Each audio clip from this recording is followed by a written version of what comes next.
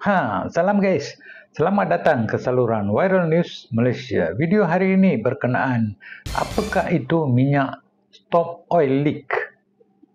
Sebenarnya, bagi kenderaan lama khususnya yang dah pun berumur 15 tahun ke atas akan mengalami isu kebocoran minyak hitam.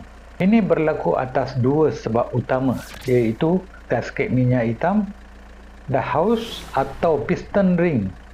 Dan kalau dibiarkan enjin akan panas dan tersadai tepi jalan.